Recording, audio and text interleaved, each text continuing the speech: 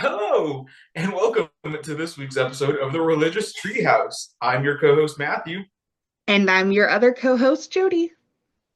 Oh, we've got a good one in store today. It's different than usual. We're doing a Christmas themed episode, but we're just kind of having a chill, laid back Christmas discussion. I don't know if we're going to get too much into religious or biblical studies, but we'll touch on it for sure. But how have you been doing past week, Jody? I've been feeling good, really getting into the Christmas spirit. Lots of movies, lots of songs. I made cookies, so I'm feeling ready for Christmas. What about you? Yeah, no, it's been real cold out here, much colder than I would like it to be. I went on a walk yesterday, or I started to go on a walk yesterday, and by the time I got outside, I just said it's way too cold for this. Not going to do that. So we're in the cold season, which is fun in its own ways, but also cold. Yeah. But you gotta love getting cozy. I love layering up. Yeah, lots of Mm, blankets for sure. yeah. But So, yeah, I think the outline for this episode, we're just going to do some general Christmas chatter. And then we watched a Christmas movie last night about the nativity scene and stuff. So we'll talk about that. And then I think we'll end with some of my just general thoughts on Christmas, and we'll talk about it. Hopefully, this will be a quicker episode. I know we went way late last time, but we'll see. But yeah, Jody, do you want to get us started on Christmas talk? yeah, let's talk about Christmas. Okay, my favorite thing to talk about during Christmas time is what people's favorites are. Because you have a bias towards a movie or a carol, even a treat.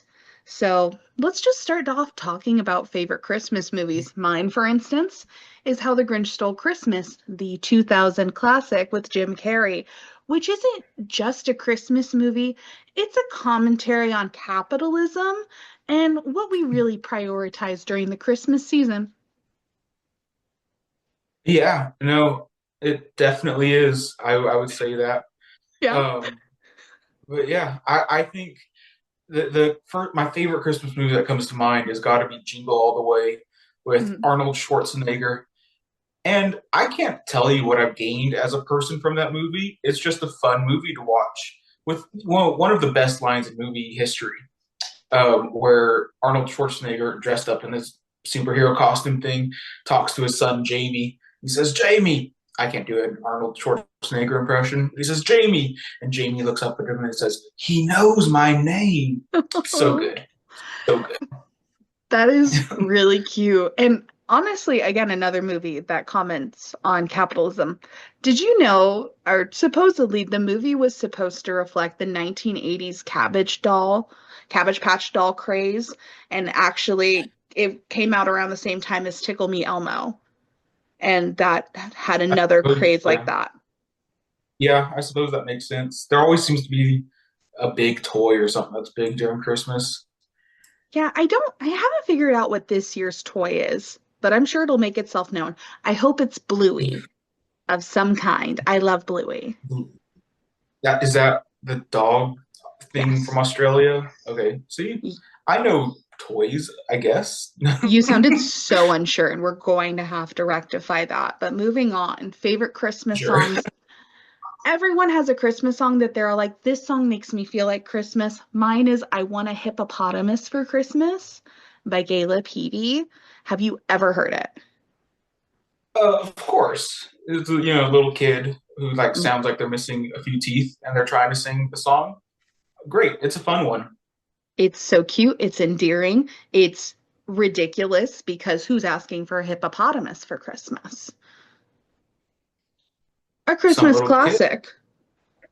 Yeah. Uh, what is your favorite Christmas song, Matthew? I'm gonna be a Grinch and say Christmas music isn't my cup of tea. I don't really love it. If we're gonna listen to Christmas music, it's going to be on December 25th. Um, that being said, Trans Siberian Orchestra, anything by them, it's a banger. we love a good instrumental song. No, So, Christmas canon rock, those are good ones. I love a good orchestral arrangement, and that truly speaks Christmas to me because it Yeah. makes me feel of about it makes me think about like traditions and like traditional Christmas music because carols and like Christmas songs that we know now weren't written until like more recently in the last like couple hundred years. Hmm. But there's just something about an orchestral arrangement, no lyrics, and I'm like, oh, this truly feels like Christmas. I get that. I get that. Favorite Christmas treat? Mine are butter rum cookies, the Danish origin cookies. I'm not talking about the ones in the tin, though. I'm talking about homemade. Have you ever had a homemade butter cookie? I've had ones in the sewing kit, but not in the homemade, I don't think. Oh, we need to rectify that. They're melt in your mouth, delicious. Hmm. And I mean, listen, I love a traditional sugar cookie. I get it. I understand it. But it's everyone makes them. Everyone Sure. does. Yeah. Yeah, no, my family always makes almond roca Ooh. during the Christmas season. So like homemade almond roca, real good, and it breaks knives. Like we've broken so many knives, like cutting the almond roca apart. But it's a lot of work, but really good. Love a good candy. Mm. Um, Beverage wise, I don't know if this is Christmassy, but my go-to is a Mexican hot chocolate. It's like a hot chocolate but with like cinnamon stuff in it. Mm. Really good. I'll drink it all year round, but it feels especially, important during the Christmas season for some reason. Nope, you are 100% correct. And that is, I think, I don't want to say the only correct answer. I don't want to exclude anyone, but it is also my answer. And I feel passionately about it. So passionately, in fact, that Orangeworks is having Mexican hot chocolate as their ice cream today. And that's what I'm doing for lunch. Sure, sure. Orange Yeah. Works being the local restaurant with ice cream flavors stuff, of course. Mm. Hmm. Hmm. Yeah. The one you can't get to right now because you're all the way across the country. So I Yeah, don't mean and to neener, but neener. I mean, I'll take the neener neener, and for our non for our people that have no idea what Porterville is, this conversation will mean nothing to them. But Orange Works in the winter is not as good as Orange Works in the summer. Their oranges that they use are different in the winter than in the summer. So neener neener all you want. I'll be there for summer. Oh, I'm sorry. I just had to give them a shout out because I love them so much. Um, but you know what? Truly, my favorite part of Christmas are traditions that like families hold. My favorite is getting in the car, driving around, and looking at Christmas lights. Um, and there are some places where you can go, and in Texas specifically, they will have radio stations that you can tune into, and they play Christmas music while you're driving around looking at the lights. It's That are it's like an hooked up to the experience. lights in sync. Hmm. And so it's all just orchestrated, and they've engineered everything to go to the music, and it's very overwhelming in a good way. Mm. No, I'm basic. I love a good old fashioned Christmas Eve service. Um, it's a ton of fun. I haven't been to one in the past few years for being busy and stuff, but I love a good religious service of any kind. Um, they're all fun. One of my favorite places to be from any religion. So much fun to be there. But there's something like extra fun about Christmas Eve service because it's like very intentionally orchestrated. And there's always, people singing stuff. And I think it's, a good example of tradition really being put forth. And I love watching tradition and being part of that in some way or form. Yeah. Love a good religious service. And there really is beauty in the pageantry of it. Mhm.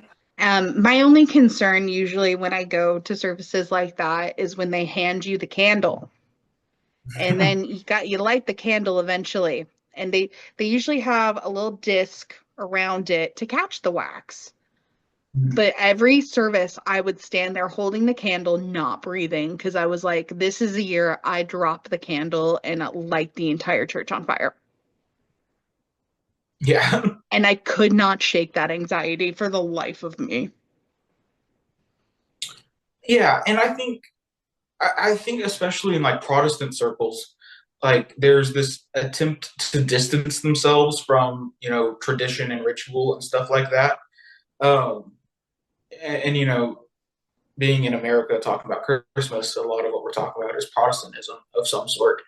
And what I love about Christmas in that sense is that they're much more willing, generally speaking, to kind of delve into some of the ritual and tradition of it.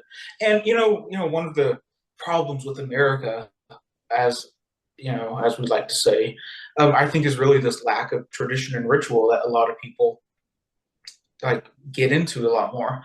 Like 15 years ago, everyone would be watching the same TV show that comes on at the same time each night. Like you get around and you gather with your family and stuff, and you watch the Friends episode that's coming out.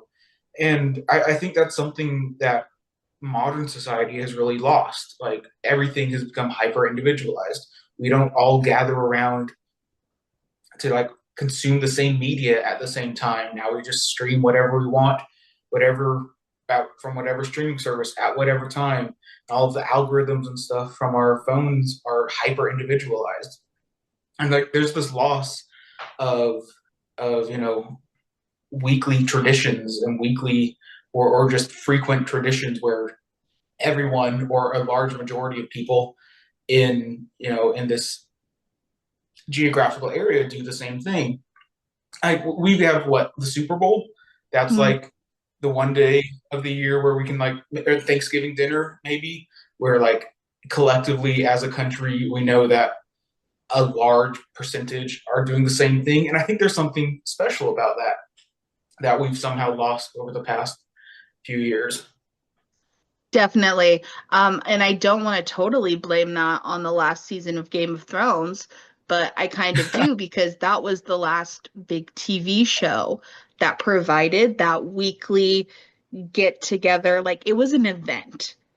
Like I didn't even Mhm. watch Game of Thrones, but I knew people who like they got their friends together to like have pizza or they all went to a bar that was going to show the Mhm. episode. But because of streaming services, no one wants cable. Everything is either released at one time or they have started releasing them weekly, and people just don't have an interest in like watching things weekly anymore. They want it right now, right when I can get it. So they'll wait to binge watch. Yeah. Yeah, no, it's very much now. And I think we should start finding more opportunities to all come in community together. So, Yeah. No, there's a book written 20 years ago. I don't know. I could be off by 10 years, give or take, called Bowling Alone. And it's kind of like documenting the idea that America and society is becoming much more individualized. And it kind of like tracks that through the like loss of bowling leagues. Like there's not many bowling leagues anymore. And so we're just doing everything much more individualized.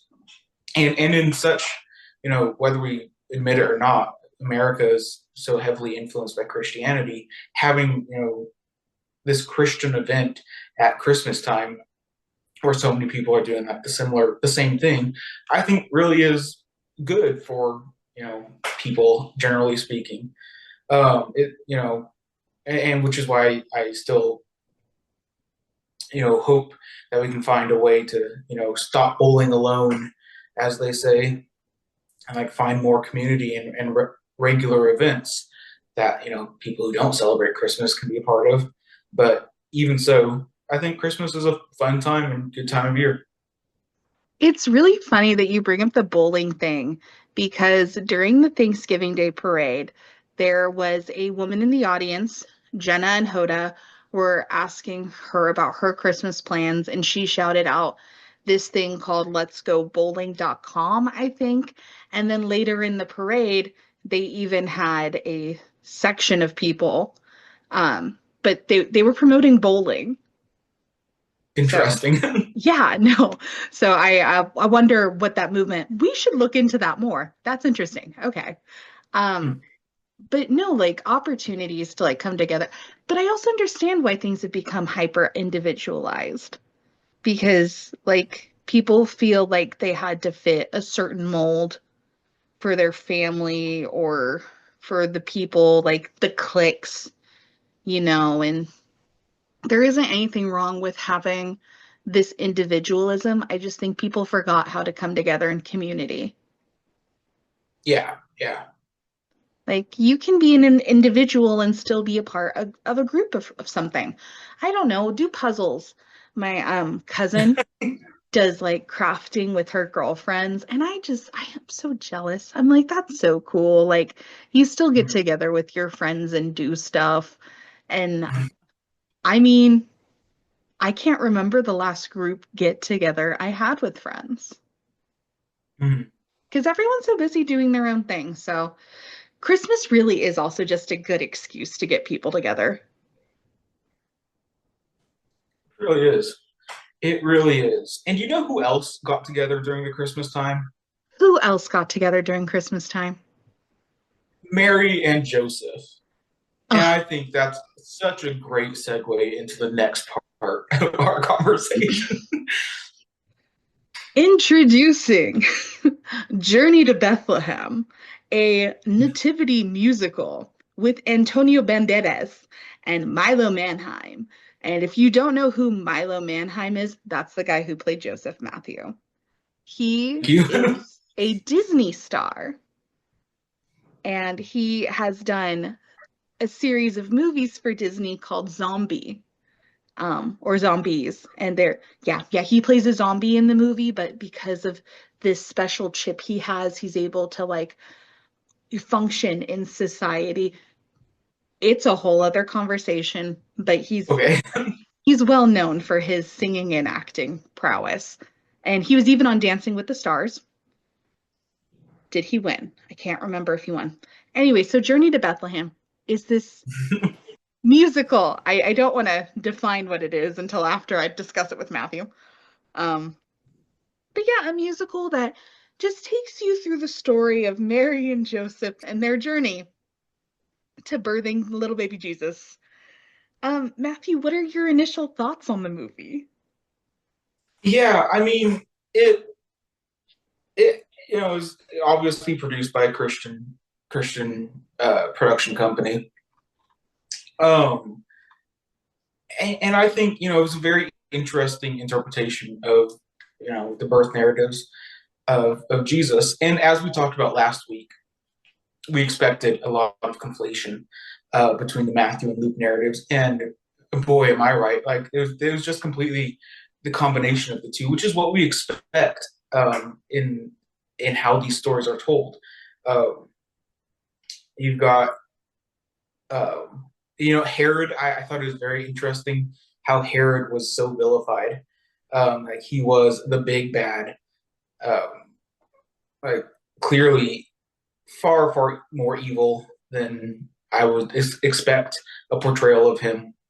And it makes sense, like given that time, like Herod was, generally disliked by everyone.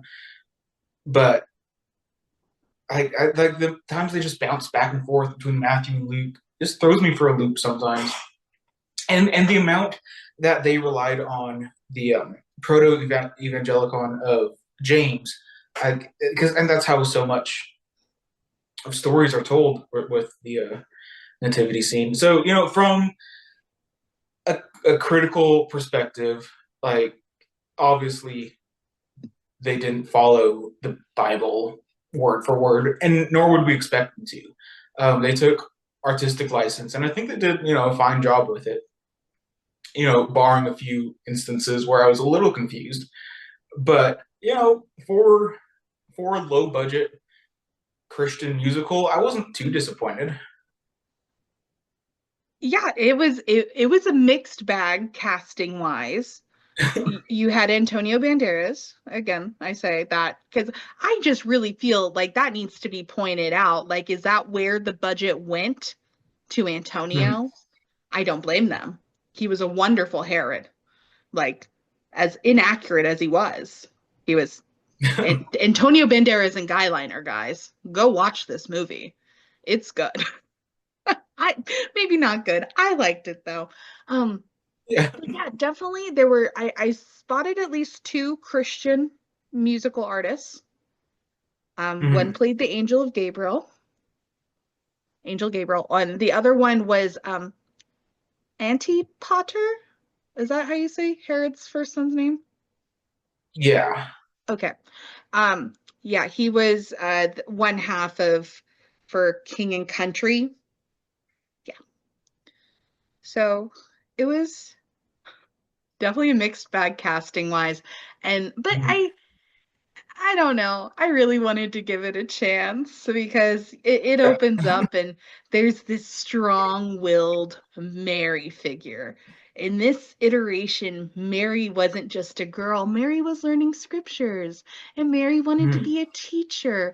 Mary didn't want to get married. And I know that's not accurate, but goodness, do I love a strong female character.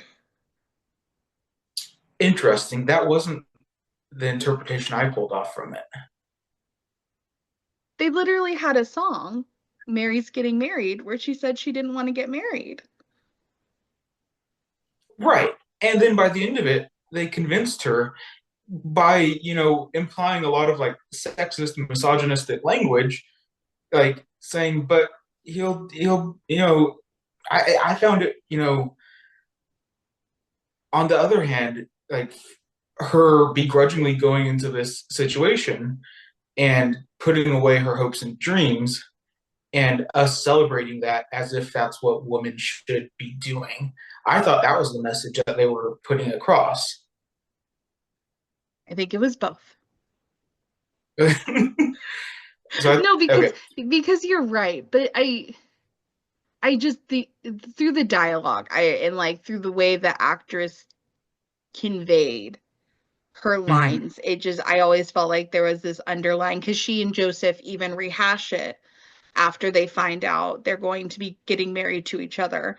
And he's like, well, I gave up dreams too.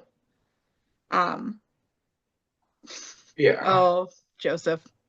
Oh, Joseph. I really feel like I might just want to dive into the fight scene because that was Yeah, something. yeah. Let's talk about the fight scene. The last Christian movie that I watched was His Only Son by Angel Studios, where it's talking about Abraham and Isaac. And Abraham, super old dude, like in the Bible and stuff, has this dramatic fight scene for some reason. And I don't know what's going on with these Christian movies where they're like, we need a dramatic fight scene. But they're just popping up in all the ones that I'm watching, and none of them make any sense whatsoever. But yeah, do you want to explain what happens in the fight scene? Okay, so we've gotten past they are betrothed. Also, should we put a spoiler alert if you haven't seen the movie and you want to see the movie, maybe come back to the podcast after you watch the movie. Um, but so they're betrothed, and she finds out that she is going to be carrying the Son of God. And her parents are like, don't tell anyone. And she goes and tells Joseph because she's a good betrothed partner. And he is just kind of like, his parents are like, no, no, no, you're like, she won't shame us like this. And he has a dream and he's like, I don't know, I think I believe her. And then you see his dark side that's like she's lying. So it's like part of him wants to believe her, the other part thinks she's a deceiver. I'm sorry, I'm just gonna start singing this song. And then it goes into a fight scene between Joseph and Joseph. He's fighting himself. It's a fight scene between one man. And I loved it. it was weird. I'll give, artistic props to it of, the battle within depicted, I suppose, but, weird. Listen, from the standpoint of biblical accuracy, I would say it gets low marks. Looking at it Right, but from a, that's not the point. I know, but looking at it from a musical theater perspective, 10 out of 10. 10 out of 10. I love when a character fights with themselves and you get to see that Sure, internal sure. struggle. Um, and then, at the end of the fight, we've got Joseph standing there with a stone in his hand, and then he puts it down because he's like, "No, I'm not going to stone Mary." And obviously, that's referring to Jesus saying, "Hey, you who cast your first stones, are guilty," and all that stuff. But those are different Marys. We're just like combined Mary with some other girl. I just thought that was a really weird choice that they did. Well, no, because I mean, historically, wouldn't they have stoned her if like people found out that she was pregnant? Like, Yeah, yeah, but I think they were appealing much more to the biblical story of Jesus saying, "Cat, you cast your first stone." I think that was the imagery that they were trying to create, and I just felt like it was weird that they chose Mary, Mother of God, to be the woman that were casting stones. I mean, it was interesting. I'll give them yeah. that. It was, something that's made me think, like, why would they do this? So props for that. But I, I an odd it, choice. it came across to me more as like a fight between what he knows, like the rest of the community would do, like what the mob mentality would be. Like everyone's not Mhm. believing her, and so they would stone her. But he doesn't want her crucified. He doesn't want her punished. He believes her and what she's saying. But that's Sure, interesting. I'll sure. have to think about that when I show Connor the movie because I described it to him and he said, "Yes, I would love to see that." And I said, "Oh, you may have used a strong word there, honey." I Yeah. think. So. I need to know about what you thought about their interpretation of the angel Gabriel. Um, you know, it was fine. I really liked. Well, I was confused because Mary was so adamant that it wasn't a dream. No, it's not a dream. No, it's not a dream. Which, great biblical connection there. When the angel appeared to Mary, wasn't in a dream in Luke, and they agreed because when the angel talked to Joseph, and the angel talks to Joseph in Matthew, the angel talks to Mary in Luke. Yeah. When the angel talks to Joseph, it's in a dream. My confusion there was, why was Mary so adamant that it wasn't a dream? And but then when Joseph has a dream, we're like, okay, yeah, that's fine. Yeah, I mean, it just felt weird because, like, dream interpretation and stuff, Mhm. very common within biblical literature. And then obviously the more modern sense of Mary saying it wasn't a dream was implied for the modern audience. It just felt odd that we then accepted Joseph and his conversation with the angel in a dream without question. But they did well there in noting the two different sources. Yeah, and I think that was really all they were trying to do. That's what it felt like. But that's because I knew that. So because Mhm. we just talked about it. So it made sense to Yeah. me. So I wonder what like someone who doesn't know that there is a difference between the Matthew and the Luke narratives, like what they thought of that difference. No, that's really interesting. Mhm. They at the end of the movie they did note that they took a lot of artistic license, just so Yeah. everyone knows. Although they started the movie with based on a true story. Yeah. So I don't know. But I'm still dealing with that. Oh, I love the Magi. I know I have an issue with the definitive three wise men thing because but I had a question. How were they kings? They kept stressing that they were kings. Yeah, I mean, the song "We Three Kings." Mhm. That's probably what they were referring to. There's, and I think we touched on this last week, but there's a chance that the Magi were also understood as kings. The idea of three Magi, three wise men from the east are, you know, have something to do with stars because they follow the star. So there's a chance that there's an early understanding that magi were kings. It's not something I know a lot about, so I wouldn't say a definitive anything on it. Um, but I will note that the star in the movie was up there in the sky and it was stuck there, and the biblical account seems pretty clear that they're walking around following it, and it's moving along with them.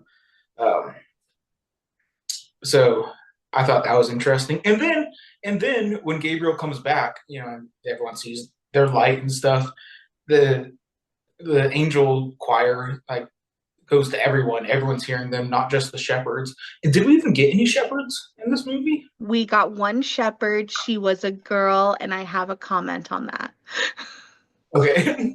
Yeah. Um, because you see nativity scenes, there's Mhm. men everywhere, one woman, Mary. I love the inclusion of another girl because I that's just me. Anyways, carry on. Yeah. Love it. Yeah. But no, like there's definitely the conflation of the two stories that we saw throughout. Yeah. It was it was an interesting watch. Not sure if I'd Mhm. say it's my favorite nativity movie I've ever seen. I really think everyone should watch the Nativity Story with Oscar Isaac. Number Mhm. one, because Oscar Isaac. Number two, because it's not a musical, and I don't know if it's accurate, but it's it feels more accurate. I don't know. Right. And I don't think when looking at, movies depicting religion, I don't think accuracy should necessarily be our purpose. We shouldn't base the movie based on accuracy or not. We should base the movie based on like what they were trying to get across Mm. using that religious story. And I think with this one, there was a huge emphasis for some reason on the idea of choice. That idea kept coming up, the idea of, oh, you always have a choice and stuff like that. And it was interesting that they used the nativity story to emphasize that point. So I thought that was interesting. It Um, it was good. It definitely came across with all their artistic license. Um, yeah, because they added in some storylines that I maybe yeah, wouldn't have, but right. Such as Mary and Joseph getting married while Mary was pregnant. That was an interesting choice to me. they did it. Is that not what happened in the Bible? I don't think so. Because the Bible tries to make it. I think in Luke, especially if I remember correctly, makes it very clear that maybe it was Matthew. I don't remember, but it tries to make it very clear that Mary was a virgin and she remained a virgin until after Jesus was born because they didn't want any chance of that of her not being a virgin, Mm. to pass on the sin and all that stuff, theology stuff.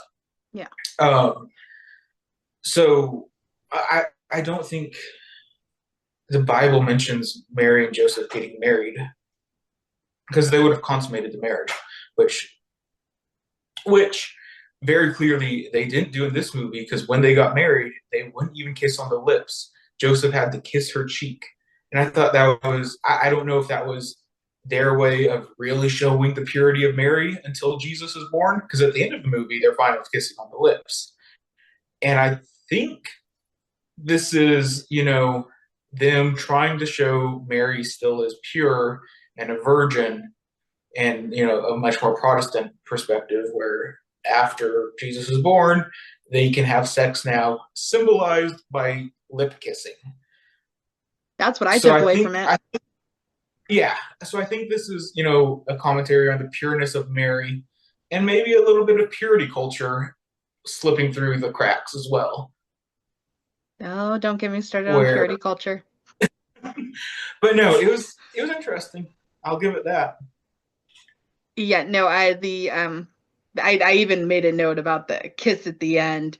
I said the kiss felt like symbolism for something else, eyebrows, and was really, really cute. It was I will say it was a cute movie. I liked the banter between Mary and Joseph, and I enjoyed. Would watch again. Yeah, it was interesting. I think, yeah, it's worth discussing. I think it's fun to discuss these things. And I think No, film, I think we could go on longer is the thing because I have so we could many go more on, notes. we could go on so much longer, but I feel like talking about a movie that none of our audience has probably ever seen may not be the best idea. No. Um, but yeah, do you have any other thoughts that you need to say before we move on? No, just Christmas. Yeah, I will say at the closing scene, and here we are talking more about it because I can't stop. The closing scene, they have Jesus like learning the scriptures and stuff, and they have him open a Hebrew scroll with very very big letters on it in Hebrew, and it's Isaiah 61:1 um, in Hebrew, and I nerded out. I found the lyrics words, and I'm like, what verse is this from? I had to go find it. Um, and Isaiah 61:1 reads, and this is the NRSV. The Spirit of the Lord God is upon me, because the Lord has anointed me. He has sent me to bring good news to the oppressed, to bind up the brokenhearted, to proclaim liberty to the captives, and release to the prisoners. And I think, this is me being critical and, probably looking too far into it, but they replaced the words in the middle of that, the Hebrew, with the end, and the words that they took out of the verse and replaced with the end were, He has sent me to bring good news to the oppressed. And I thought that was an interesting choice that they replaced good news to the oppressed with the end. They're like, we don't need that there. I don't think that was intentional because there's also English grammar that they copied and pasted into the that final little scene, but it made me think. I think that is such a cool detail. And actually, that reminds me of something else I wanted to bring up. But also the idea that he's bringing good news to save. What was the line that they replaced The with the verse, end? Yeah. bring good news to the oppressed. I mean that kind of could just be the end. Bring good news to the oppressed. The end. Sure. Like Yeah. as a complete idea. But did you notice they had a menorah in Mary's house? Oh yeah, right behind her. Yeah, right behind her. They had like little details like that. And I was like, oh, okay, that's like fun, but also very purposely being like, she's Jewish. Yeah, yeah. They So no, they don't but really yeah, like not say that, but yeah, yeah, but not the worst Christian movie I've ever seen. So props for that. Okay, now we have general Christmas conversation. I guess we did the fun little talk and we talked through that movie that was called the Trip to Bethlehem, Journey to right? Bethlehem. The Journey to Bethlehem. If any of you listeners want to watch it, it's on Netflix. Yep. But I think as I can't stop talking about nerd stuff. Apologies, but I think it's important that we acknowledge why we're talking about Christmas.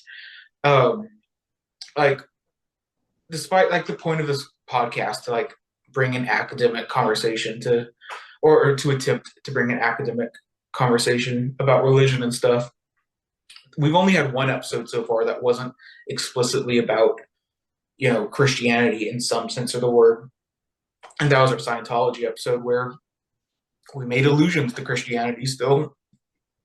Um, and I think this is worth noting, and perhaps it's justifiable because my expertise is on Hebrew Bible and Bible stuff, and our target audience is America, where Christianity is the dominant religion. So we're responding to that. And the goal of the podcast isn't just to teach about religion, but also to teach people about their own religion. So if our audience is in America, it makes sense that we would talk about Christianity a lot. But I think we should also acknowledge that we've done two Christmassy episodes in the Christmas season, but we've done the Esther episode nowhere near Purim.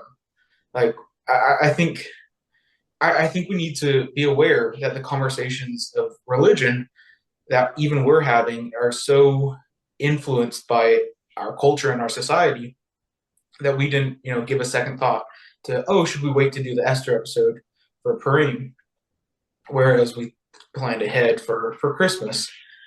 Oh, and likewise, like while we were recording episodes, we've gone through Sukkot and Diwali without as much as a mention to them.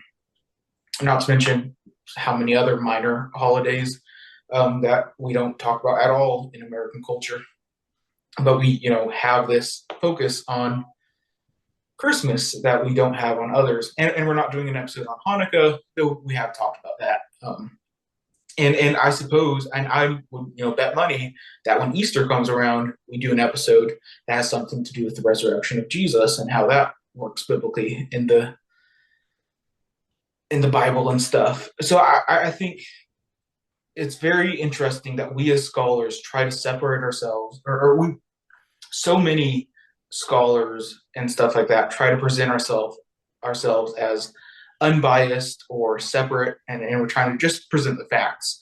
But just by talking about religion gets us involved in it. It makes us a part of it. The discussion itself and what we choose to say and what we choose not to say, whether that's due to time restraints or things that we deem not too important or things that we think, oh, we need a lot more background to say more about that. The choices that we make on what to talk about and what not to talk about are, just as important as, talking about it in general. And I think that's something that we should acknowledge as, trying to be unbiased and factual and stuff. So I think that's something we should be thinking about. We being you and me, and we being just people, think about how we present narratives and stories and what we choose to say and what we choose not to say. No, I feel bad. I feel No. bad now. We missed Diwali. And honestly, the Esther thing, purely, I did not know Esther had a holiday.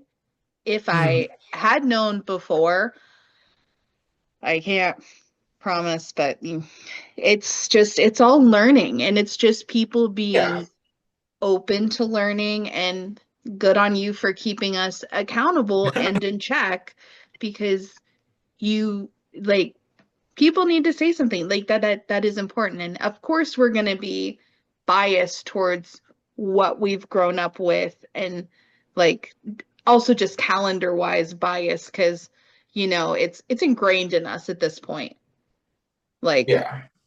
what we've been As America. celebrating. Yeah. Yeah, it's I'm not sure if ethnocentric is the correct word here, um Mhm. but it's definitely something that you have to learn to not do anymore.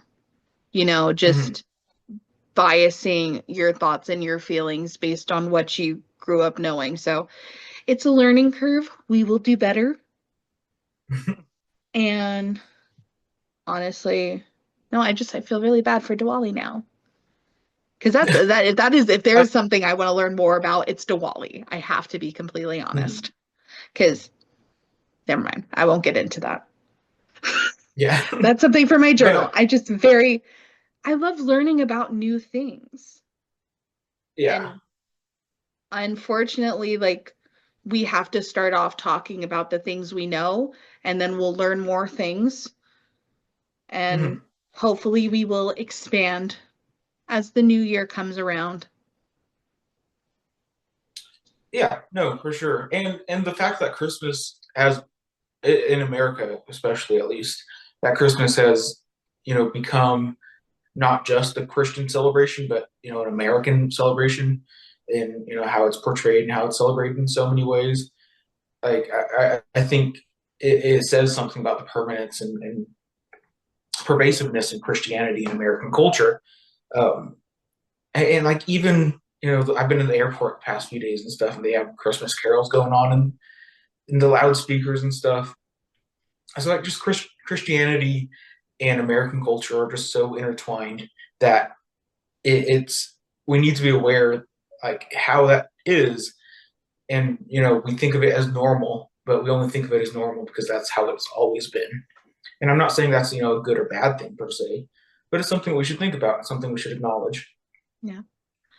And I don't want to get too crazy on here, but that's kind of why I've always been okay with the phrase happy holidays, because Hmm. there's just so many. There's so many. But if someone says Merry Christmas, you're not wrong because Christmas is basically the entire month of December to a certain extent, especially with the way, I mean, it even starts in November if you go into the wrong store because they Well, are, yeah, and like Christians often celebrate Advent, which is 4 weeks leading up to Christmas. So, like in the Christian calendar, Christmas is a multi-week season. mm, so celebrate, be kind to one another, Yeah, and have fun. have fun. As long as your Christmas traditions don't injure anyone, I think you should be good. I mean, I haven't heard of any truly dangerous Christmas traditions, but I do know there is a German tradition where they hide a pickle in a tree. Sure, sure. Have you not heard of this? Oh, I should have done more research before I brought this one up. But no, no, you need to look up the German pickle tradition. It seems so fun. I would also like to play hide the pickle. Sure. Exciting stuff. But yeah, as long as you're happy and you allow the people around you to be happy, go for it. Go for it. Have a great holiday season. Sweet. Well, thank you all for listening. It's been a good time, and we'll see you next time. Follow us on, social medias, like and subscribe, as they always say. Bye. Bye, guys.